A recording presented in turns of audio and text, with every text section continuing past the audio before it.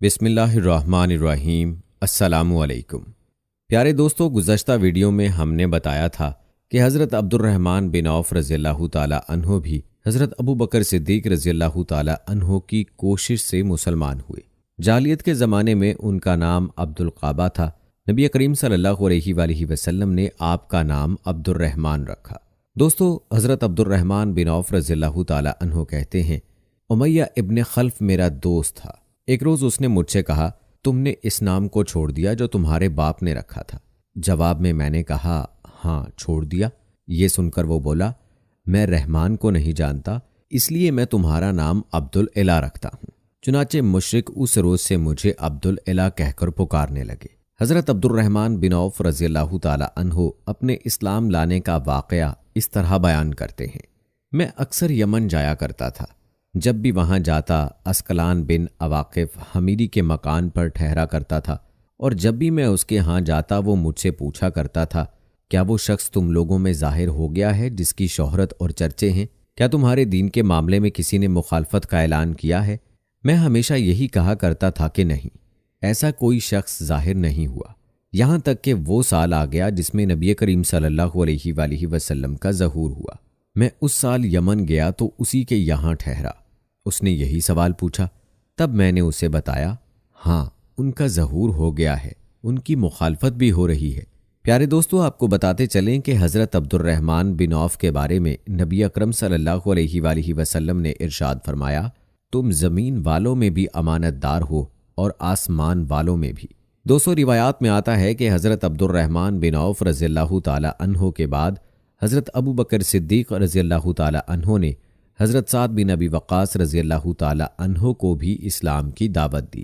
انہوں نے کوئی ہچکچاہٹ ظاہر نہ کی، فوراً حضور نبی کریم صلی اللہ علیہ وآلہ وسلم کے پاس چلے آئے، آپ سے آپ کے پیغام کے بارے میں پوچھا۔ آپ نے انہیں بتایا تو یہ اسی وقت مسلمان ہو گئے۔ اس وقت ان کی عمر 19 سال تھی۔ یہ بنی زہرہ کے خاندان سے تھے۔ آپ صلی اللہ علیہ وآلہ وسلم کی والدہ ماجدہ آمنہ بھی اس خاندان سے تھیں، اسی لیے حضرت سعد بن ابی وقاص رضی اللہ تعالی عنہ حضور صلی اللہ علیہ وآلہ وسلم کے ماموں کہلاتے تھے۔ روایات میں آتا ہے کہ آپ صلی اللہ علیہ وآلہ وسلم نے حضرت سعد بن ابی وقاص رضی اللہ تعالی عنہ کے لیے ایک بار فرمایا، یہ میرے ماموں ہیں، ہے کوئی جس کے ایسے ماموں ہوں؟ حضرت سعد بن ابی وقاص رضی اللہ تعالی عنہ جب اسلام لائے اور ان کی والدہ کو ان کے مسلمان ہونے کا پتہ چلا تو یہ بات انہیں بہت ناگوار گزری۔ ادھر یہ اپنی والدہ کے بہت فرما بردار تھے۔ والدہ نے ان سے کہا، کیا تم یہ نہیں سمجھتے کہ اللہ تعالیٰ نے تمہیں اپنے بڑوں کی خاطرداری اور ماں باپ کے ساتھ اچھا معاملہ کرنے کا حکم دیا ہے؟ حضرت سعد رضی اللہ تعالی عنہ نے جواب دیا، ہاں بالکل ایسا ہی ہے۔ یہ جواب سن کر والدہ نے کہا، تو خدا کی قسم میں اس وقت تک کھانا نہیں کھاؤں گی جب تک محمد کے لائے ہوئے پیغام کو کفر نہیں کہو گے اور اصاف اور نائلہ بتوں کو جا کر چھوؤ گے نہیں۔ اس وقت کے مشرکوں کا طریقہ یہ تھا کہ وہ ان بتوں کے کھلے منہ میں کھانا اور شراب ڈالا کرتے تھے۔ اب والدہ نے کھانا پینا چھوڑ دیا۔ حضرت سعد رضی اللہ تعالی عنہ نے اپنی والدہ سے کہا، خدا کی قسم ماں، تمہیں نہیں معلوم اگر تمہارے پاس 1000 زندگیاں ہوتیں اور وہ سب ایک ایک کر کے اس وجہ سے ختم ہوتیں، تب بھی میں نبی کریم صلی اللہ علیہ وآلہ وسلم کے دین کو ہرگز نہ چھوڑتا۔ اس لیے اب یہ تمہاری مرضی ہے، کھاؤ یا نہ کھاؤ۔ دوستو، کہتے ہیں کہ جب ماں نے ان کی یہ مضبوطی دیکھی تو کھانا شروع کر دیا۔ تاہم اس نے اب ایک اور کام کیا، دروازے پر آ گئی اور چیخ چیخ کر کہنے لگی، کیا مجھے ایسے مددگار نہیں مل سکتے جو سعد کے معاملے میں میری مدد کریں تاکہ میں اسے گھر میں قید کر دوں اور قید کی حالت میں یہ مر جائے یا اپنے نئے دین کو چھوڑ دے؟ حضرت سعد رضی اللہ تعالی عنہ فرماتے ہیں، میں نے یہ الفاظ سنے تو ماں سے کہا، میں تمہارے گھر کا رخ بھی نہیں کروں گا۔ اس کے بعد حضرت سعد رضی اللہ تعالی عنہ کچھ دن تک گھر نہ گئے۔ والدہ تنگ آ گئی اور اس نے پیغام بھیجا، تم گھر آ جاؤ، دوسروں کے مہمان بن کر ہمیں شرمندہ نہ کرو۔ چنانچہ یہ گھر چلے آئے۔ اب گھر والوں نے پیار و محبت سے سمجھانا شروع کیا۔ وہ ان کے بھائی عامر کی مثال دے کر کہتی، دیکھو عامر کتنا اچھا ہے، اس نے اپنے باپ دادا کا دین نہیں چھوڑا۔ لیکن پھر ان کے بھائی عامر بھی مسلمان ہو گئے۔ اب تو والدہ کے غیظ و غضب کی انتہا نہ رہی۔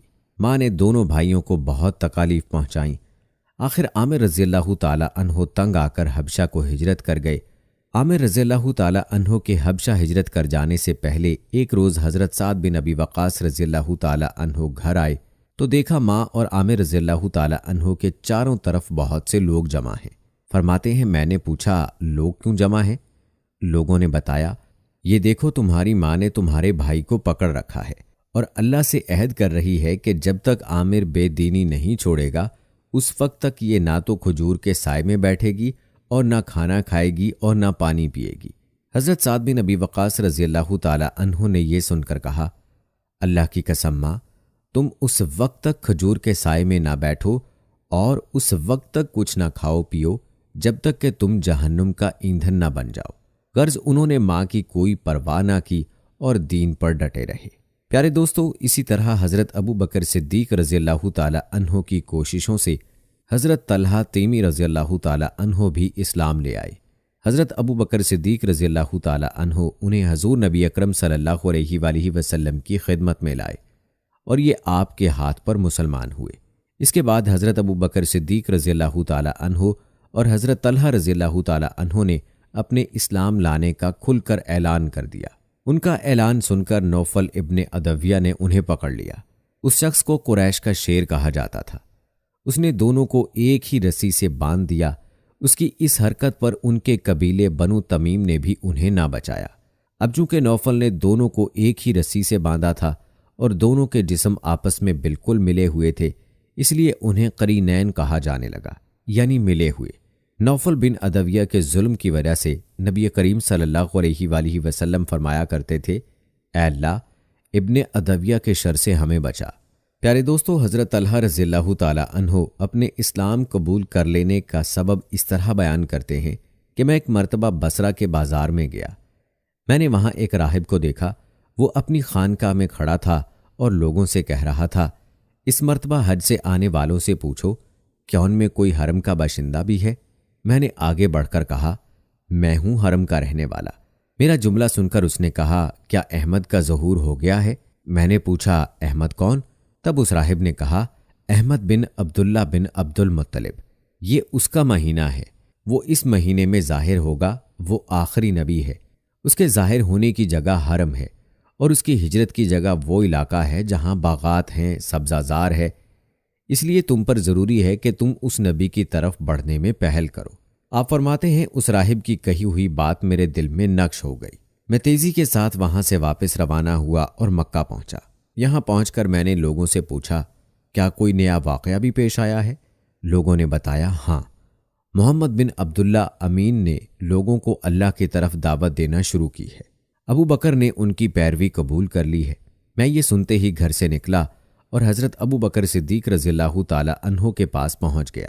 میں نے انہیں راہب کی ساری بات سنا دی۔ ساری بات سن کر حضرت ابو بکر صدیق رضی اللہ تعالی عنہ حضور نبی کریم صلی اللہ علیہ وآلہ وسلم کی خدمت میں گئے اور آپ کو یہ پورا واقعہ سنایا۔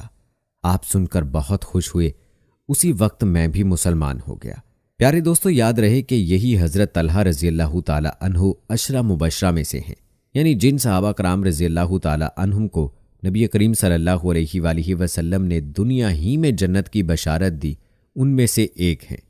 اور دوستو یہ بھی یاد رہے کہ حضرت ابو بکر صدیق رضی اللہ تعالی عنہ کی کوششوں سے جن صحابہ کرام رضوان اللہ اجمعین نے کلمہ پڑھا، ان میں سے 5 عشرہ مبشرہ میں شامل ہیں، اور وہ یہ ہیں حضرت زبیر، حضرت عثمان، حضرت طلحہ، حضرت عبد الرحمن رضی اللہ تعالی عنہم۔ بعض نے ان میں چھٹے صحابی کا بھی ذکر کیا ہے، وہ ہیں حضرت ابو عبیدہ بن جراح رضی اللہ تعالی عنہ۔ دوستو آپ کو بتاتے چلیں کہ ان حضرات میں حضرت ابو بکر صدیق رضی اللہ تعالی عنہ، حضرت عثمان رضی اللہ تعالی عنہ، حضرت عبد الرحمن اور حضرت طلحہ رضی اللہ تعالی عنہم کپڑے کے تاجر تھے۔ حضرت زبیر رضی اللہ تعالی عنہ جانور ذبح کرتے تھے اور حضرت سعد رضی اللہ تعالی عنہ تیر بنانے کا کام کرتے تھے۔ ان کے بعد حضرت عبداللہ بن مسعود رضی اللہ تعالی عنہ ایمان لے آئے۔ وہ اپنے اسلام لانے کا واقعہ یوں بیان کرتے ہیں، میں ایک دن عقبہ بن ابی معیط کے خاندان کی بکریاں چرا رہا تھا۔ اسی وقت رسول اللہ صلی اللہ علیہ وآلہ وسلم وہاں آ گئے۔ حضرت ابو بکر صدیق رضی اللہ تعالی عنہ بھی آپ کے ساتھ تھے۔ آپ نے پوچھا کیا تمہارے پاس دودھ ہے؟ میں نے کہا جی ہاں، لیکن میں تو امین ہوں، یعنی یہ دودھ تو امانت ہے۔ آپ صلی اللہ علیہ وآلہ وسلم نے فرمایا، کیا تمہارے پاس کوئی ایسی بکری ہے جس نے ابھی کوئی بچہ نہ دیا ہو؟ میں نے کہا، جی ہاں، ایک ایسی بکری ہے۔ میں اس بکری کو آپ کے قریب لے آیا۔ اس کے ابھی تھن پوری طرح نہیں نکلے تھے۔ آپ نے اس کی تھنوں کی جگہ پر ہاتھ پھیرا، اسی وقت اس بکری کے تھن دودھ سے بھر گئے۔ دوستو، یہ واقعہ دوسری روایت میں یوں بیان ہوا ہے کہ اس بکری کے تھن سوکھ چکے تھے، آپ نے ان پر ہاتھ پھیرا تو وہ دودھ سے بھر گئے۔ حضرت عبداللہ بن مسعود رضی اللہ تعالیٰ عنہ یہ دیکھ کر حیران رہ گئے۔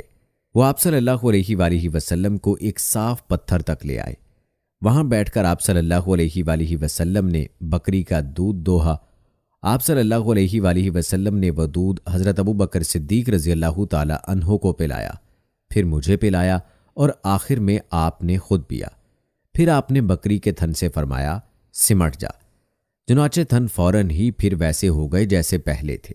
حضرت عبداللہ بن مسعود رضی اللہ تعالیٰ عنہ فرماتے ہیں، جب میں نے رسول اللہ صلی اللہ علیہ وآلہ وسلم کا یہ معجزہ دیکھا تو آپ سے عرض کیا، اے اللہ کے رسول، مجھے اس کی حقیقت بتائیے۔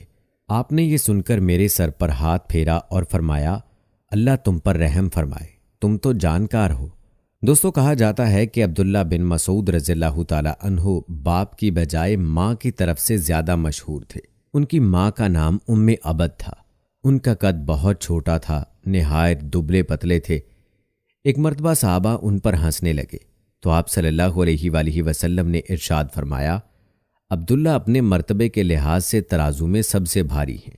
اور دوستو، انہی کے بارے میں نبی کریم صلی اللہ علیہ وآلہ وسلم نے ارشاد فرمایا تھا، اپنی امت کے لیے میں بھی اسی چیز پر راضی ہو گیا جس پر ابن عبد یعنی عبداللہ ابن مسعود رضی اللہ تعالیٰ عنہ راضی ہو گئے۔ اور جس چیز کو عبداللہ بن مسعود رضی اللہ تعالیٰ عنہ نے امت کے لیے ناگوار سمجھا، میں نے بھی اس کو ناگوار سمجھا۔ دوستو، کہتے ہیں کہ آپ صلی اللہ علیہ وآلہ وسلم ان کی بہت عزت کرتے تھے، انہیں اپنے قریب بٹھایا کرتے تھے، ان سے کسی کو چھپایا نہیں کرتے تھے، اسی لیے یہ آپ کے گھر میں آتے جاتے تھے۔ یہ نبی کریم صلی اللہ علیہ وآلہ وسلم کے آگے آگے یا ساتھ ساتھ چلا کرتے تھے۔ آپ جب غسل فرماتے تو یہی پردے کے لیے چادر تان کر کھڑے ہوتے تھے۔ آپ جب سو جاتے تو یہی آپ کو وقت پر جگایا کرتے تھے۔ اسی طرح جب آپ کہیں جانے کے لیے کھڑے ہوتے تھے تو حضرت عبداللہ بن مسعود رضی اللہ تعالیٰ عنہ آپ کو جوتے پہناتے تھے۔ پھر جب آپ کہیں پہنچ کر بیٹھ جاتے تو یہ آپ کے جوتے اٹھا کر اپنے ہاتھ میں لے لیا کرتے تھے۔ ان کی انہی باتوں کی وجہ سے بعض صحابہ کرام رضی اللہ عنہم میں مشہور تھا کہ یہ رسول اللہ صلی اللہ علیہ وآلہ وسلم کے گھرانے والوں میں سے ہیں۔ انہیں آپ صلی اللہ علیہ وآلہ وسلم نے جنت کی بشارت دی تھی۔ دوستو، حضرت عبداللہ بن مسعود رضی اللہ تعالیٰ عنہ فرمایا کرتے تھے، دنیا تمام کی تمام غموں کی پونجی ہے، اس میں اگر کوئی خوشی ہے تو وہ صرف وقتی فائدے کے طور پر ہے۔ روایات کے مطابق حضرت عبداللہ بن مسعود رضی اللہ تعالیٰ عنہ کے بعد حضرت ابو ذر غفاری رضی اللہ تعالیٰ عنہ ایمان لائے، اور ان کا تذکرہ ہم اپنی آنے والی ویڈیو میں کریں گے انشاءاللہ۔